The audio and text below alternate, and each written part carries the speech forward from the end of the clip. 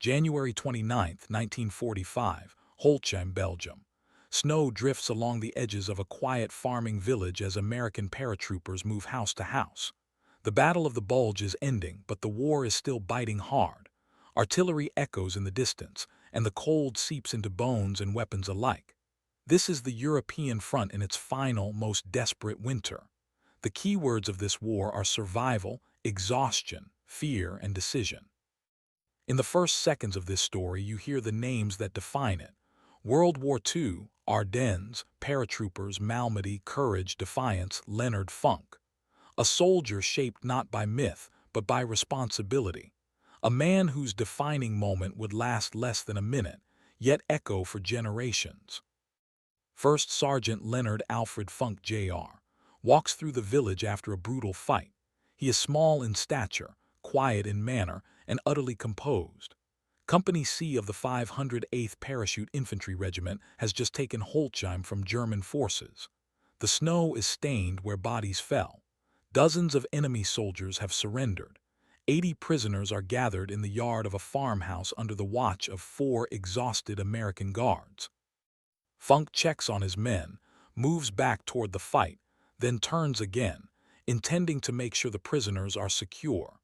He does not know that in moments he will be staring into the barrels of 90 German rifles.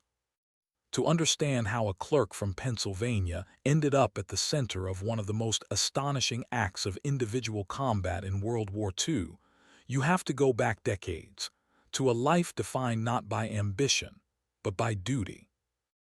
Leonard Funk was born on August 27, 1916, in Braddock Township, Pennsylvania, an industrial town where steel mills lined the Monongahela River and work defined survival. His childhood unfolded during the hardest years of the Great Depression. Families did not dream of opportunity. They calculated how to endure. Funk learned responsibility early, helping care for his younger brother, while many boys his age were still learning what adulthood meant. By the time he finished high school, the world offered little beyond labor and obligation. In June 1941, with war already raging across Europe and Asia, the United States expanded the draft. Funk's number was called. He reported without ceremony. At 24 years old, 5 feet 5 inches tall and weighing barely 140 pounds, he looked like a man destined for clerical work. Instead, he volunteered for the airborne. At the time, American paratroopers were an experiment. Jumping behind enemy lines, isolated, lightly supplied, expected to fight surrounded, was considered reckless even within the Army. The men who volunteered were screened brutally. Training was designed not merely to test strength, but to break will. Endless runs, obstacle courses, towers, and jumps eliminated nearly half the candidates. Fear was not hidden. It was confronted. The first time Funk stepped from an aircraft, his body rebelled. Wind tore at his face. The ground rushed upward. Survival depended on fabric, cords, and discipline. He earned his wings and was assigned to Company C, 508th Parachute Infantry Regiment. By late 1943, Funk's unit was in England, preparing for the largest airborne operation in history. The 82nd Airborne Division, already hardened by combat in Sicily and Italy, absorbed the new regiment. Funk was older than most of his comrades, but that age brought steadiness. He was not loud. He was not theatrical. Men followed him because he never wasted words and never hesitated when decisions were required.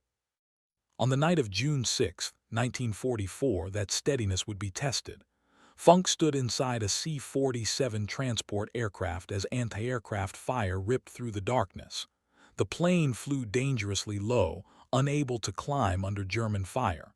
The green light flashed. Paratroopers jumped into chaos. Funk followed. Normandy was not a clean landing. It was a scatter across flooded fields, hedgerows, villages, and enemy positions. Men drowned under the weight of their equipment. Others were killed before they could cut themselves free. Funk landed hard, twisting his ankle badly.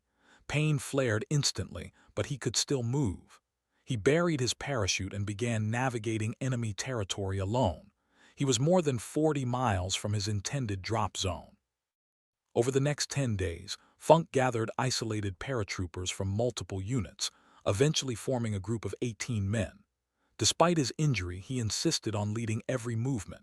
He scouted ahead, chose routes, avoided patrols, and fought when necessary. They traveled by night, hid by day, and survived entirely inside enemy territory. When they finally reached Allied lines on June 17th, every man was alive. No casualties. The Army awarded Funk the Silver Star and a Bronze Star. He had demonstrated not recklessness, but leadership under isolation. 3 months later, the war demanded more. In September 1944, Allied Command launched Operation Market Garden, the largest airborne assault ever attempted. Tens of thousands of paratroopers dropped into the Netherlands to seize bridges across key rivers.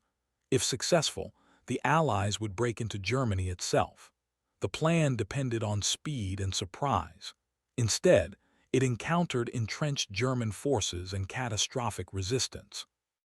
The battle for Arnhem became a symbol of ambition outpacing reality. Funk did not see the strategic collapse. He saw only his sector and his mission.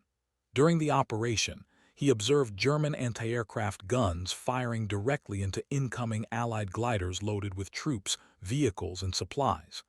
Every minute those guns remained active meant lives lost before soldiers could even fight. The position was fortified, manned by approximately 20 enemy troops.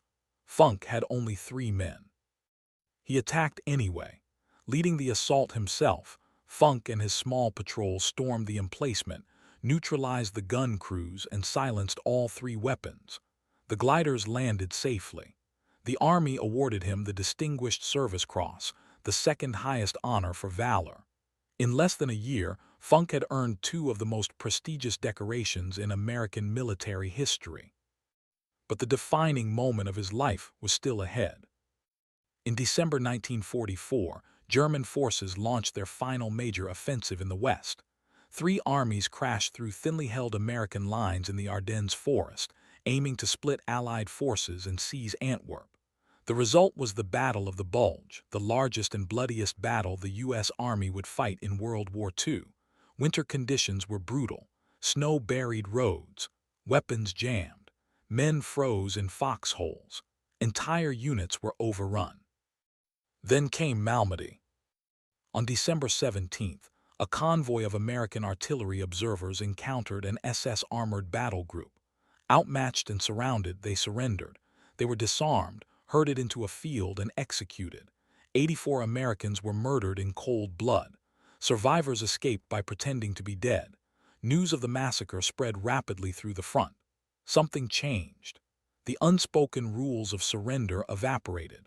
Soldiers realized that captivity under certain enemy units meant death. Funk learned of Malmedy as his regiment fought in the freezing forests.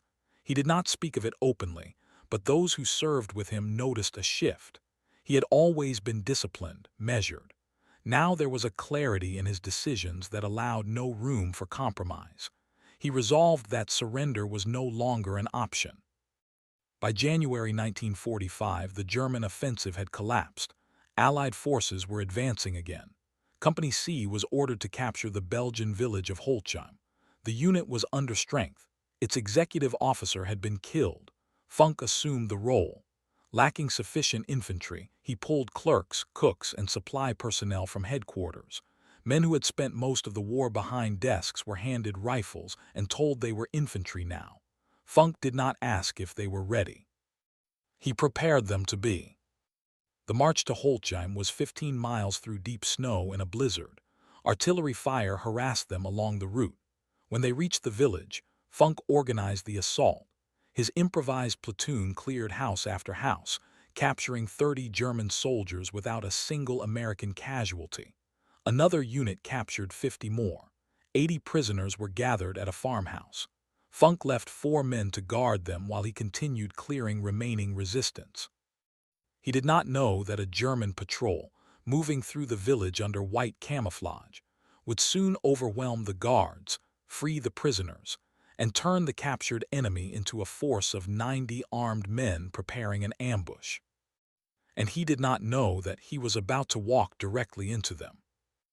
Leonard Funk turned back toward the farmhouse to check on the prisoners. It was a routine action, the kind that rarely carried consequence. He rounded the corner and stopped. What he saw made no sense.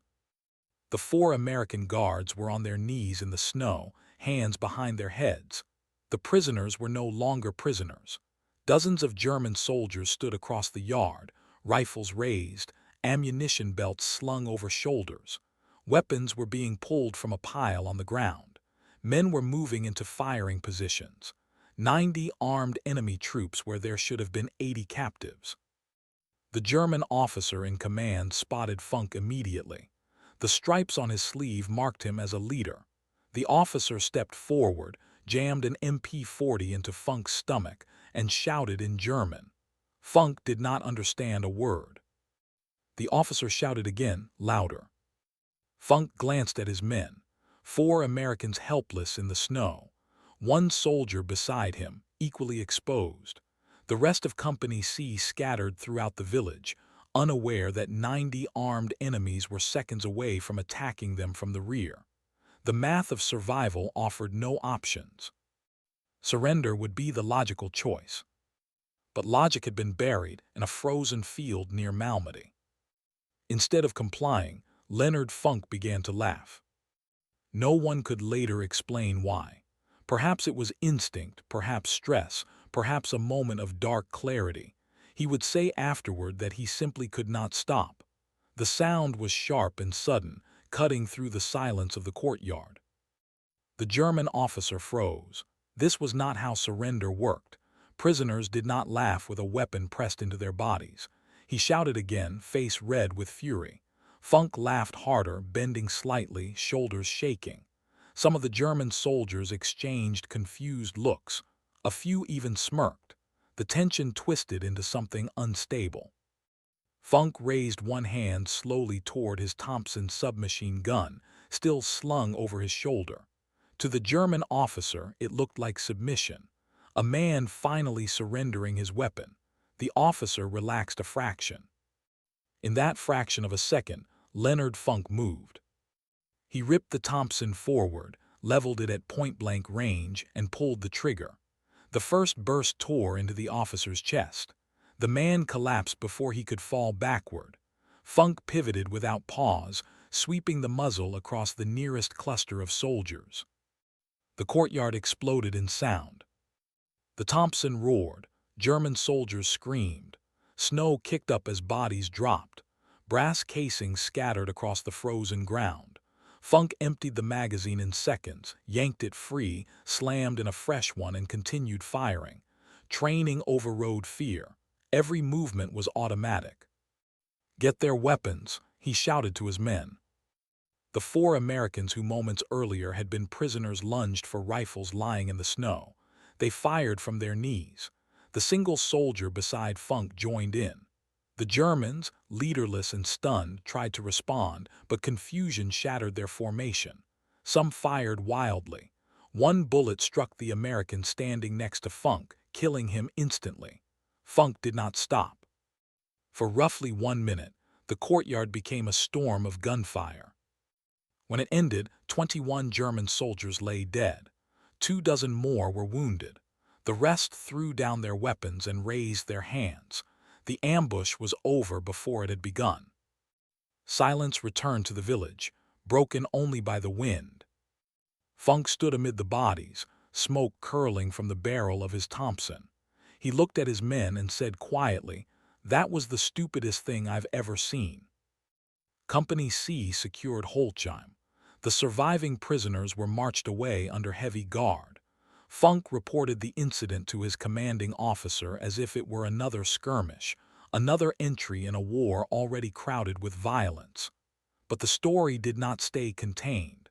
It spread through the regiment, through the division, and eventually across the army. The sergeant who laughed in the face of 90 armed enemies. The recommendation for the Medal of Honor moved quickly through the chain of command. No embellishment was required. The facts were enough. Outnumbered nearly 100 to 1, confronted at gunpoint, Leonard Funk chose action over surrender and turned a certain defeat into victory. On September 5, 1945, at the White House, President Harry Truman placed the Medal of Honor around Funk's neck. "I would rather have this medal," Truman said, "than be President of the United States." The record of Funk's service read like a ledger of impossible survival: a Silver Star for leading isolated paratroopers through occupied France, a Distinguished Service Cross for assaulting anti-aircraft guns in the Netherlands, a Medal of Honor for Holzheim, 3 Purple Hearts, decorations from France, Belgium, and the Netherlands. By the end of the war, Leonard Funk was the most decorated paratrooper in American history. Yet when the war ended, he returned home without ceremony. No book, no speeches, no attempt to build a public identity from his actions. He took a job with the Veterans Administration in Pennsylvania, helping other soldiers navigate paperwork, medical claims, and the quiet aftermath of war. The same kind of work he had done before he ever wore a uniform. For 27 years, Funk sat behind a desk, rising through the ranks not by reputation but by diligence. He married, raised 2 daughters, and lived in an ordinary neighborhood not far from where he had grown up. His medals rested in a case. He rarely spoke about them. When asked about Holzheim, about the laughter, about the Germans, he would shrug. "Did what I had to do." On November 20, 1992, Leonard Alfred Funk Jr. died of cancer at the age of 76. He was buried at Arlington National Cemetery, among the heroes of American wars. At the time of his death, he was the last surviving Medal of Honor recipient from the 82nd Airborne Division of World War II. His name endures on a highway in Pennsylvania, on a fitness center at Fort Liberty, and on a post office in his hometown. But outside military history, his story remains largely unknown. And yet the lesson of Leonard Funk endures. War does not belong to the biggest or the strongest. It belongs to those who continue to think when fear demands surrender. At Holzheim, the numbers were absolute. 90 armed enemies, a weapon against his body, his men already captured. Any rational calculation pointed toward survival through submission. Funk chose something else. He chose defiance not because it was likely to succeed, but because it was the only path that protected his men. The laughter, whether born of stress or instinct, shattered expectation. It created a moment where none should have existed. And in that moment, a single man changed the outcome of an encounter that would otherwise have ended in slaughter.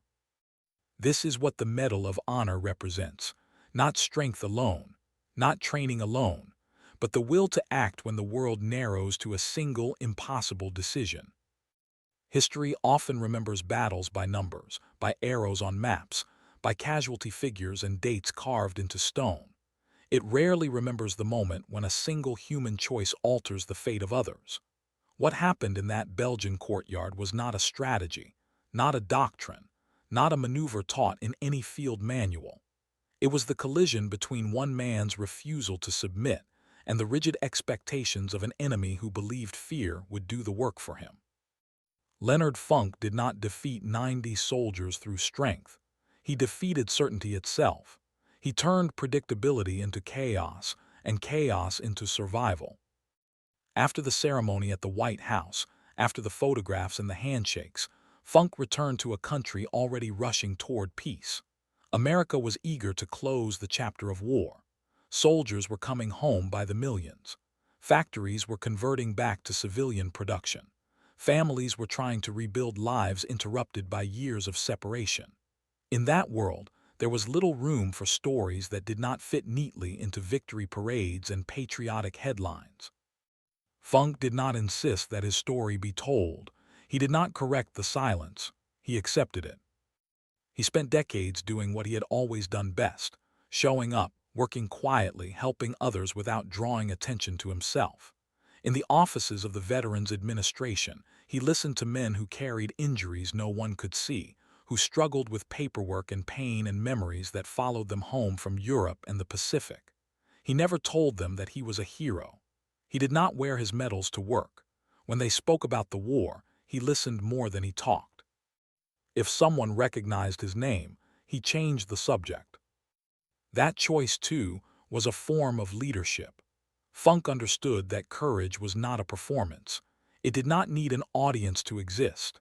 What he had done in combat belonged to the men who had lived because of it, and to the dead who could not speak for themselves.